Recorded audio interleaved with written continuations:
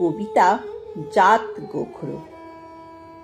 আমি জাত গোখরো, এক ছোবলেই করে দিতে পারি কুপকাত। আমি পুরুষ সিংহ, আমার ভয়ে ভীত জীবকুল। আমি পারি তোমাদের সব অহংকার দুমড়ে মুচড়ে ভেঙে দিতে।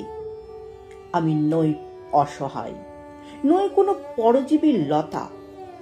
আমি মেরুদণ্ড সোজা করে সোজা পথে হাঁটি। আমি ঘৃণা করি তাদের যারা বন্ধু সেজে বিশ্বাসঘাতকতা করে। চরিত্রহীনের ব্যাখ্যা অনেক আছে, আমি পারি বলে দিতে, কিন্তু না, থাক, সবকিছু বলতে হয় না। আমিত্ব ছাড়ো, ছাড়ো অহংকার।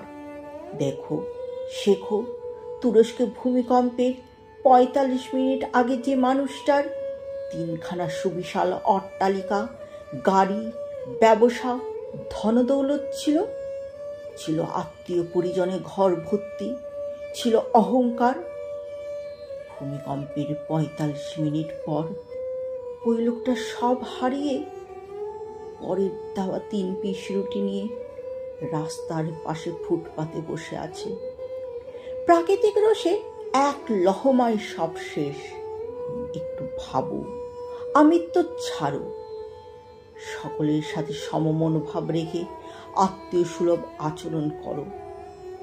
না হলে আফসোস করতে হবে জীবনের সায়ান্নে এসে। দেখবে চোখে সর্ষে ফুল, বুঝবে তখন সবকিছু থেকেও কিছু না পাওয়ার যন্ত্রণা।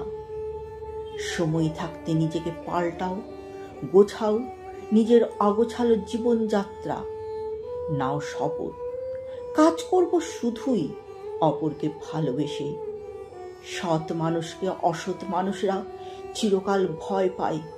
ধর্মের পতাকা বাতাসে নড়ে, কাউকে নাড়াতে হয় না, কাউকে নাড়াতে হয় না।